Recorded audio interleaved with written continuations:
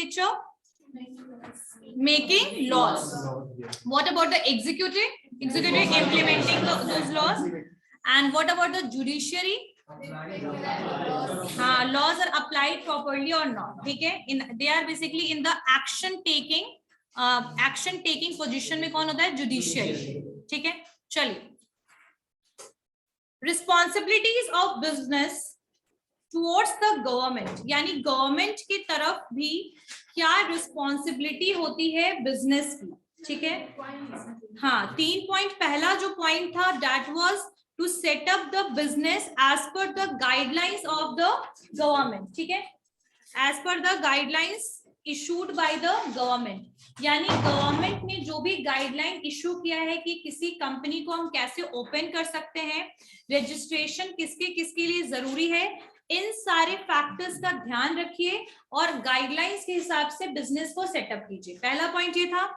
Second point क्या है? To ensure the regularity and honesty in payment of fees, duties and taxes. ठीक है, यानी कि अगर आपका जो भी टैक्स बनता है, टैक्स की चोरी नहीं करनी है, रेगुलरली टैक्स को पे करते रहना है. ठीक है, तो ऐसे सिचुएशन में आपको ऑपरेशन स्मूथली चलेगा, otherwise government will start intervening. Clear बात है.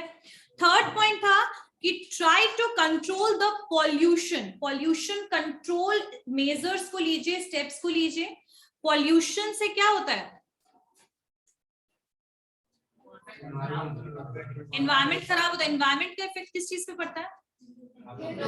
लिविंग ऑर्गेनिज्म पे पड़ता है. सो इन शॉर्ट कि पॉल्यूशन जो है वो आपके बिजनेस से ज्यादा एक्सट्रीम लेवल पे आप पॉल्यूशन क्रिएट मत कीजिए.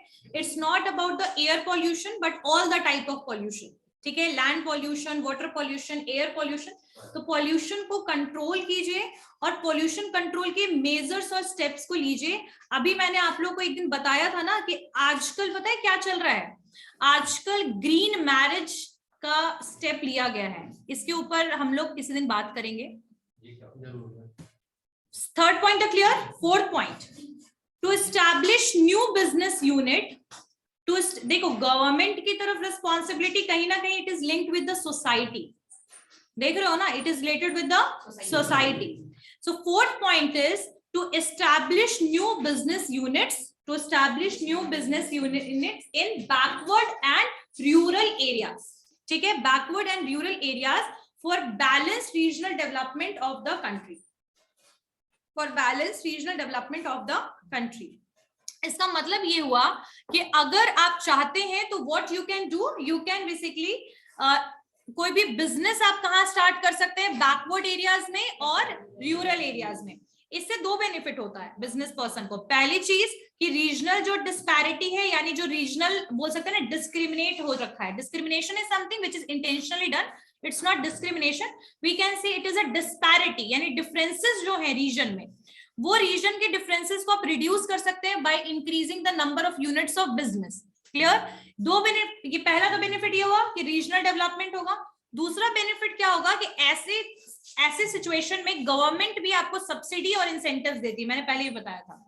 ठीक है, तो this is for the benefit of business as well as for the government and society. Clear. Next point, to avoid indulging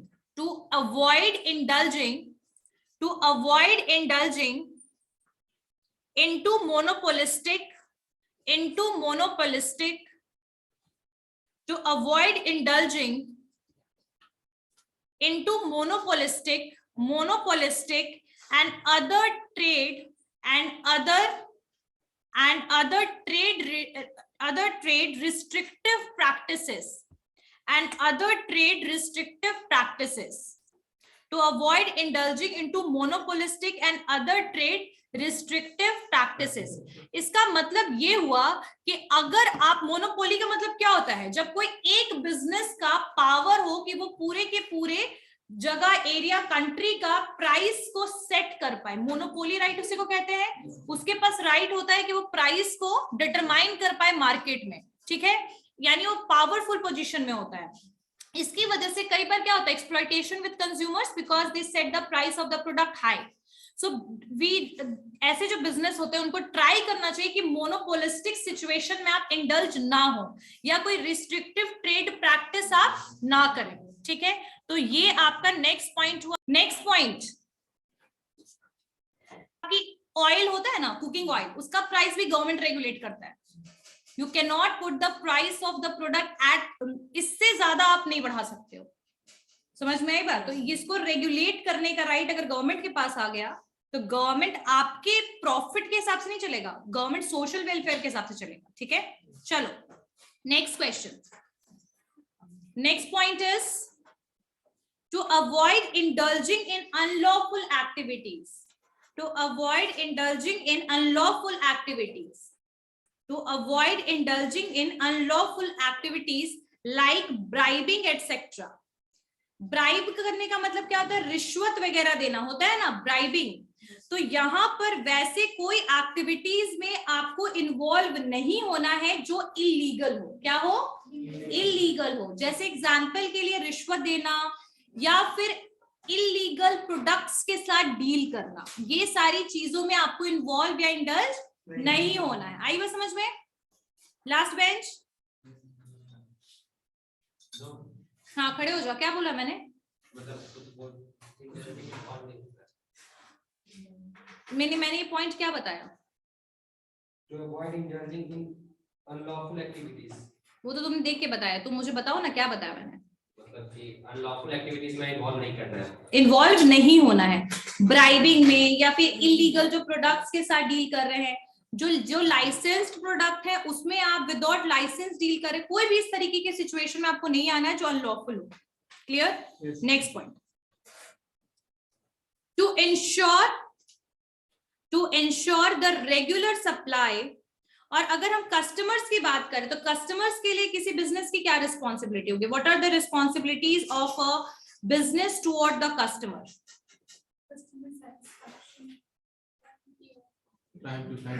supply and demand होना चाहिए better, quality of products better होना चाहिए, unfair कोई भी अडल्ट्रेशन, अंडरवेइंग, अडल्ट्रेशन मिलावट, ठीक है, मिलावट नहीं होना चाहिए। अंडरवेइंग इसका मतलब क्या होता है? 1 kg ले रहे हैं और दे रहे हैं 900 ग्राम, ठीक है। सो अंडरवेइंग, अडल्ट्रेशन बोल सकते हैं ना, कंज्यूमर प्रोटेक्शन के अगेंस्ट, ये सारे कंज्यूमर प्रोटेक्शन के हिसाब से ये सारे अनएथिकल ट्रेड प्रैक्टिस है। तो ये इस तरीके की चीजें नहीं होनी चाहिए। कोई भी ग्राइवेंसेस है कंज्यूमर का तो वो जल्दी सेट होना चाहिए, ठीक है, जल्दी सेटल डाउन होना चाहिए। क्लियर? तो ये है रिस्पॉन्सिबिलिटी टुवर्ड द कंज्यूमर। लिख लिया छोटा छोटा पॉइंट?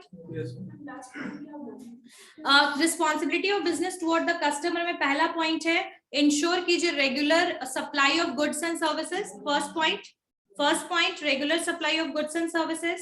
सेकेंड पॉइंट है good quality of products, provide good quality of products, provide good quality of products at reasonable price, high price पे नहीं, at reasonable price.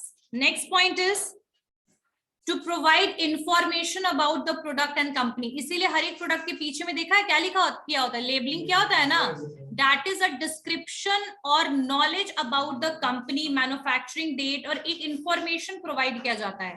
So product के बारे में, कंपनी के बारे में, मैन्युफैक्चर कहाँ हुआ है, कब तक ये प्रोडक्ट यूज होगा, ये सारी चीजें दी होती है ना, तो ये भी हमें कंज्यूमर को बताना है, ठीक है।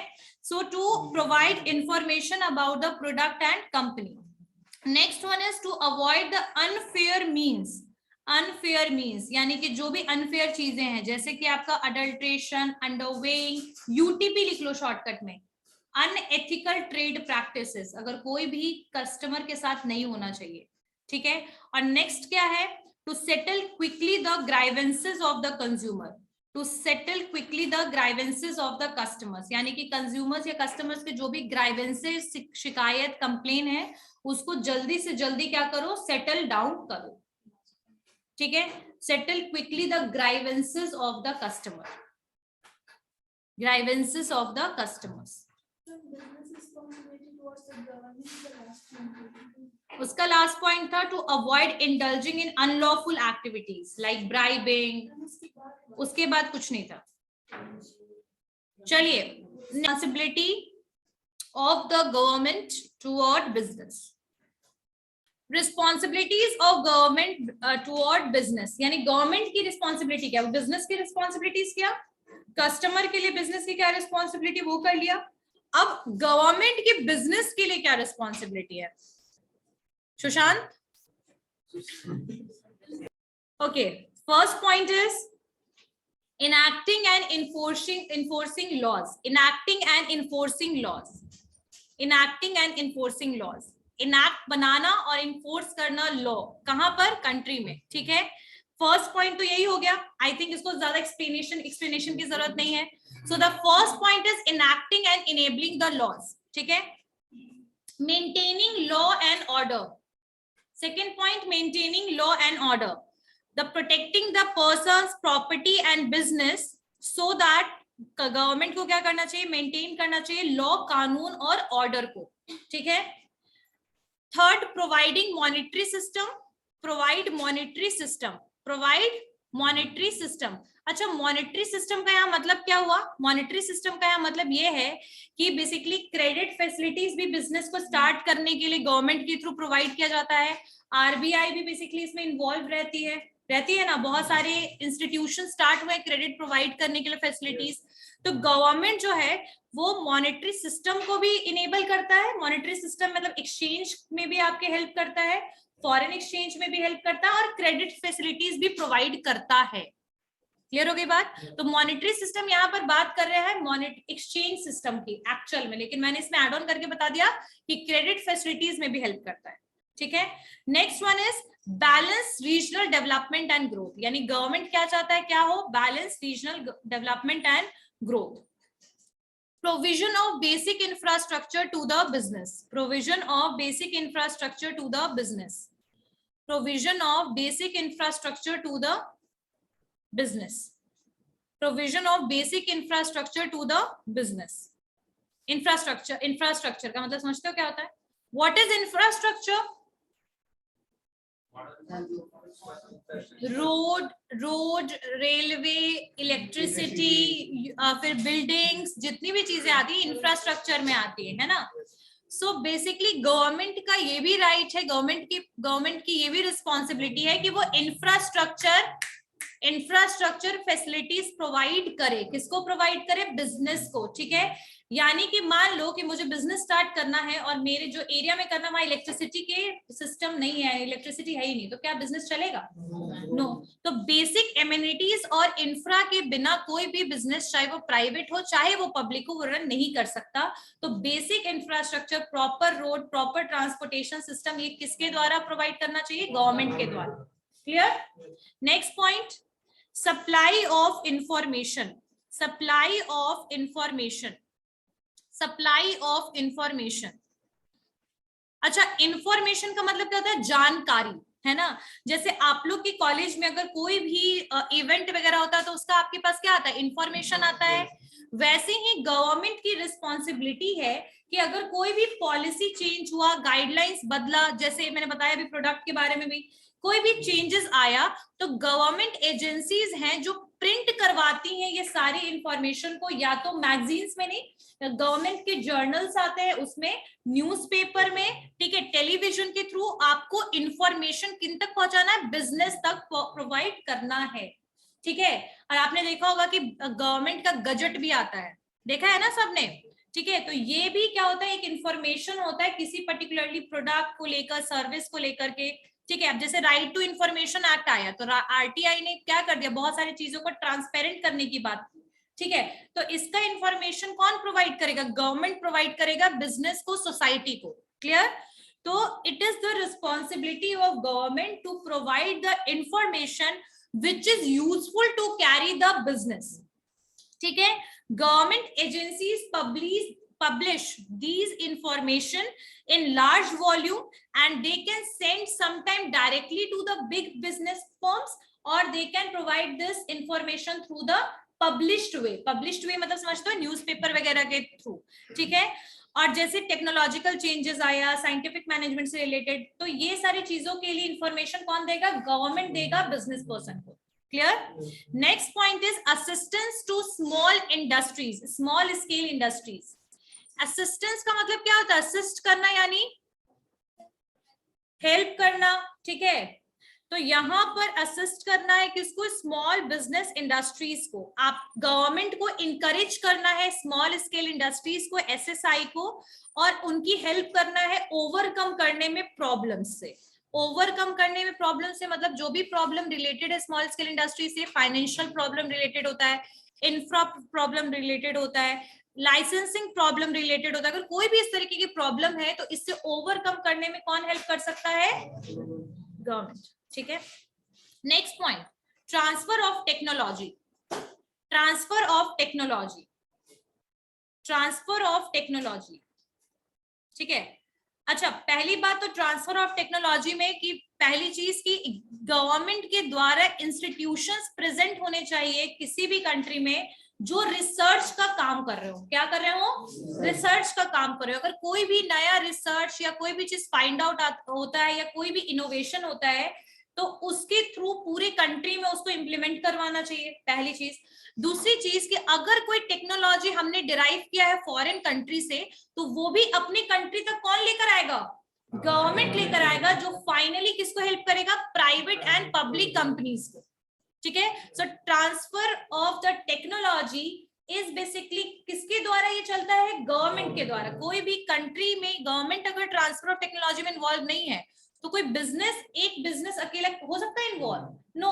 तो यहाँ पर आपका जो टेक्नोलॉजी है उसको ट्रांसफर करना प्राइवेट इंडस्ट्रीज के लिए, पब्लिक इंडस्ट्रीज के लिए, और साथ साथ में रिसर्च इंस्टीट्यूशंस प्रोवाइड करना जो कि रिसर्च का काम कर रहा हो, वो भी जरूरी है। ठीक है, बिजनेस के लिए टेक्नोलॉजी जरूरी है कि नहीं, है ना। Next one is conducting inspection. Conducting inspection, inspection का मतलब समझते हो क्या होता है, क्या होता है इंस्पेक्शन, निरीक्षण, जांच पड़ताल। ठीक है, अभी कुछ दिन पॉइंट आगे देखते हैं। कंडक्टिंग इंस्पेक्शन का मतलब ये है कि गवर्नमेंट की रिस्पॉन्सिबिलिटी है कि प्राइवेट कंसर्न्स या प्राइवेट बिजनेसेस हो या फिर गवर्नमेंट के बिजनेस हो या ऑर्गेनाइजेशन हो, दोनों को इंस्पेक्ट करते रहना कि प्रॉपरली दे आर वर्किंग और not, they are not indulge in any unlawful activities, process कैसा चल रहा है, प्रॉफिट अर्निंग करने के लिए रॉन्ग स्टेप्स तो नहीं ले रखा है, पॉल्यूशन एक्सेसिव इंक्रीज तो नहीं हो रखा है। All these things will be analysed through the inspection. ठीक है, तो इंस्पेक्शन जो है दैट इज हेल्पफुल, किस चीज के लिए हेल्पफुल है, लॉ एंड ऑर्डर को मेंटेन करने के लिए भी इंस्पेक्शन जरूरी है, प्रोडक्ट की क्वालिटी भी मेंटेन करेगा। कोई भी प्रोडक्ट में अगर कोई भी हो सकता है ना, जैसे मैगी के साथ हुआ, लेड फायर जैसे फाउंड आउट हुआ, क्या हुआ, एट द टाइम लिया गया ना एक्शन एट द टाइम। तो अगर किसी भी तरीके के आपने पॉलिसीज को ब्रेक किया तो इंस्पेक्शन में ये बात पता लगेगा, तो the strict action can be taken. ठीक है, एक्शन रिलेटेड कॉन्सेप्ट होता है हमेशा इंस्पेक्शन, याद रखिएगा।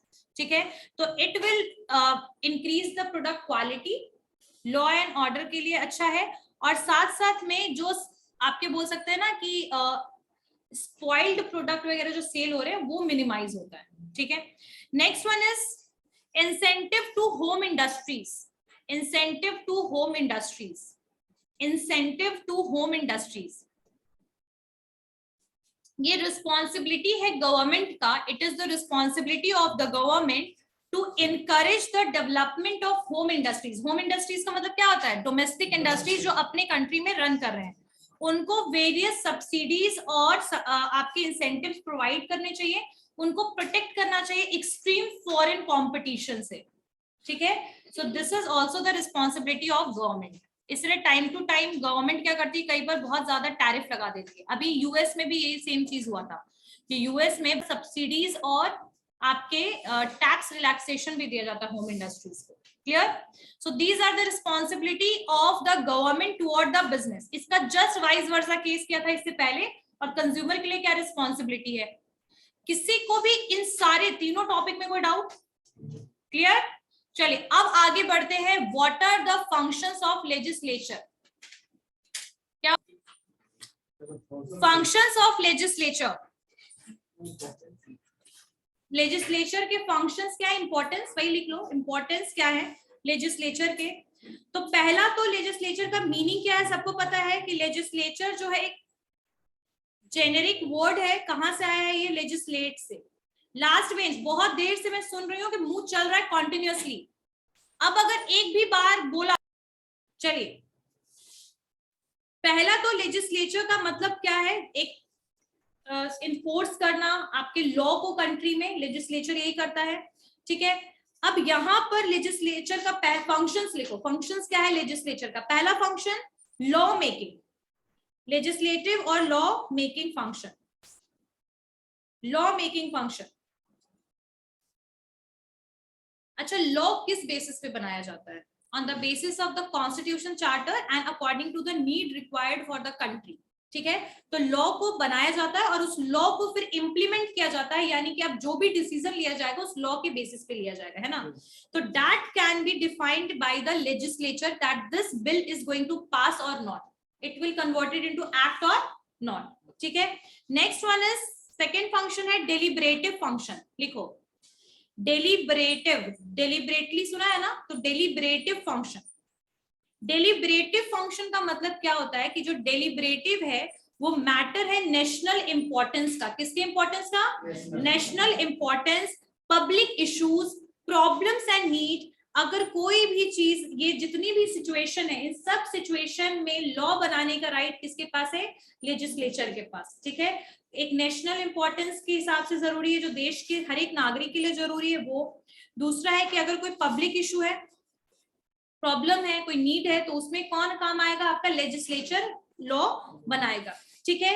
और इसके साथ साथ they will also take the public opinion, और पब्लिक ओपिनियन भी मैटर करता है, ठीक है। इसलिए लोकसभा राज्यसभा जो है, ये इन दोनों के थ्रू ये पास होता है। क्लियर हो गया? नेक्स्ट वन है third, custodian of national finance, custodian of national finances. Custodian, custody समझते हो ना, तो कस्टडी से बना है कस्टेडियन ऑफ नेशनल फाइनेंसेस, ठीक है। यानी कि जो लेजिस्लेचर है वो क्या करता है? वो नेशनल पर्स है, पर्स समझता है, पैसा रखते हैं। सो जो आपका लेजिस्लेचर है, they have right to control the money. Country के सारे पैसे का राइट किसके पास है? लेजिस्लेचर के पास है। कस्टडी में पैसा किसके पास रहता है? लेजिस्लेचर के पास, ठीक है। No control can be raised और spent by the executive without the approval of legislature. यानी कि जब तक लेजिस्लेचर आपको अप्रूवल ना दे, एग्जीक्यूटिव भी उस पैसे को यूज नहीं कर सकता है, ठीक है। हर एक ईयर, हर एक साल, each year executive has to prepare get pass from legislature the budget. इसीलिए हर साल क्या आता है? लेजिस्लेचर के थ्रू बजट। और उस बजट में डिफाइन होता है कि कौन कौन से एरियाज में कितने कितने पैसे एलोकेट करने हैं। तो एग्जीक्यूटिव जो है वो काम करता है पॉलिसी बनाने का। मैंने पहले बताया था कि जितने भी आईएएस होते हैं वो एग्जीक्यूटिव में आते हैं, वो बताएंगे कि कौन कौन से एरिया में कितने कितने पैसों की रिक्वायरमेंट होगी। तो सारा कैलकुलेशन वगैरह जो है वो एग्जीक्यूटिव के हाथ में होता है। एग्जीक्यूटिव देखता है कि कौन कहाँ कितना बजट में कितना पैसा एलोकेट करना है, और उस बजट को फिर पास करवाया जाता है किसके थ्रू? लेजिस्लेचर के थ्रू। तब वो बजट जाकर के ऑफिशियल बजट बनता है, पूरे कंट्री में इंप्लीमेंट होता है, ठीक है। So in short we can say कि बजट जो है वो एग्जीक्यूटिव जो है वो एक्चुअल इनकम और एक्सपेंडिचर डेटा क्रिएट करता है, और उसके बाद उस बजट को पास ऑन करवाता है किसके थ्रू? लेजिस्लेचर के थ्रू, ठीक है। और ये कब होता है? हर साल के फर्स्ट मंथ में, जनवरी फरवरी में बजट आ जाता है ना, हर साल, ठीक है। नेक्स्ट वन इज कि लेजिस्लेचर जो है वो कोई भी बजट बिना किसी अप्रूवल के पास नहीं करेगा। नॉट ओनली द लेजिस्लेचर पास, मतलब ये देखो, बजट जो है वो सबके अप्रूवल के साथ होना चाहिए। आपकी लोकसभा, राज्यसभा ये सब पूरा देखती है। उसके अलावा आप इम्पोज कुछ भी नया, लेजिस्लेचर जो है चाहे भी तो कुछ भी नया उसमें इम्पोज नहीं कर सकता है, ठीक है। तो ये आपका थर्ड था, कस्टेडियन ऑफ द मनी और फाइनेंस ऑफ द कंट्री। समझ में आ रहा है? ऊपर जा रहा है? कौन कौन बच्चे हैं जिनको समझ नहीं आ रहा है? सिर्फ लेजिस्लेचर पास करता है, लेकिन उसको बनाने का काम एग्जीक्यूटिव का होता है कि यहाँ यहाँ इतने पैसे लगेंगे, इनकम इतना होगा, एक्सपेंडिचर, ये सब चीज वो डिटरमाइन करेंगे, ठीक है। लेकिन एग्जीक्यूटिव अगर चाहे भी तो खुद से बजट को पास नहीं कर सकता, और ना ही बजट को इम्प्लीमेंट कर सकता है, और ना ही पैसे और रिसोर्सेज को यूज कर सकता है जब तक लेजिस्लेचर इसका अप्रूवल ना दे, ठीक है। Fourth one is control over the executive, control over the executive. अभी जो मॉडर्न लेजिस्लेचर है उसका कुछ ना कुछ कंट्रोल किसके ऊपर है? एग्जीक्यूटिव के ऊपर है, ठीक है। पार्लियामेंट्री सिस्टम जो है हमें पता ही है, लेजिस्लेचर में क्या आता है, पार्लियामेंट, प्रेसिडेंट और लोकसभा, राज्यसभा, ठीक है, पार्लियामेंट का ही पार्ट है। तो कहीं ना कहीं एग्जीक्यूटिव जो है वो 100% तो नहीं, लेकिन हाँ रिस्पॉन्सिबल है किस चीज के लिए, लेजिस्लेचर के लिए। अपने एक्शंस और डिसीजन जो भी ले रहे हैं वो कई बार उनको लेजिस्लेचर में पहले पास करवाना पड़ता है, पार्लियामेंट में पास कराना पड़ता है, फिर जाकर के वो अप्रूव होता है, ठीक है। So the legislature has power to remove the executive, even executive को वो चाहे तो रिमूव भी कर सकता है विथ द वोटिंग, किस चीज के बेसिस पे, पासिंग अ वोट, वोट को पास करके आपस में वो चाहे तो एग्जीक्यूटिव को रिमूव भी कर सकता है, ठीक है। और ये आपका नेक्स्ट जो पॉइंट है, कंट्रोल ओवर द एग्जीक्यूटिव, यहां से मैं एक बार फिर से आपको करवाऊंगी, ठीक है। इससे पहले तो क्लियर है ना सारे फंक्शंस, और बाकी जुडिशियरी वाला जो फंक्शन है और आपका एक और फंक्शन क्या है एग्जीक्यूटिव का, ये दोनों भी नेक्स्ट क्लास में करेंगे कि वो लोग क्या क्या करते हैं काम कंट्री में, ठीक है। Then we will move toward the constitution, fundamental rights वगैरह क्या है, आपके लीगल सिस्टम इंडिया में किस तरीके से रन करते हैं, ठीक है। चलिए, any doubt, anyone have any doubt? हाँ बोलो। डेलिब्रेटिव फंक्शन का मतलब है कि जो लेजिस्लेचर है, पहली बात तो वो एक्ट पार्लियामेंट के थ्रू बनता है। डेलिब्रेटिव फंक्शन का मतलब है कि वो जो भी प्रोडक्ट को बनाए, जो भी डिसीजन लेगा, देखा, रिलेटेड विद द कंट्री होना चाहिए, नेशनल इंटरेस्ट के हिसाब से होना चाहिए, पब्लिक को इश्यूज को ध्यान में रखते हुए होना चाहिए। अगर पब्लिक उसका विरोध करेंगे तो कई बार आपने नोटिस किया होगा बिल जो है एक्ट में कन्वर्ट नहीं होता है। तो public opinion is also matters to make any kind of act और लॉ, ठीक है। एनी टाइप ऑफ एक्ट और लॉ कोई भी तरीके का होगा तो उसके लिए पब्लिक ओपिनियन, पब्लिक की क्या प्रॉब्लम है, क्या नीड है, पब्लिक इश्यूज क्या है, ये सारी चीजों को ध्यान में रखते हुए बनाएंगे। तो that is a deliberative function, कि जितने भी फंक्शंस आप जो भी करेंगे वो रिलेटेड विद इन सारी इश्यूज होना चाहिए, ठीक है। ऐसा नहीं कि इंडिविजुअल को देखते हुए आपने कोई डिसीजन ले लिया पूरे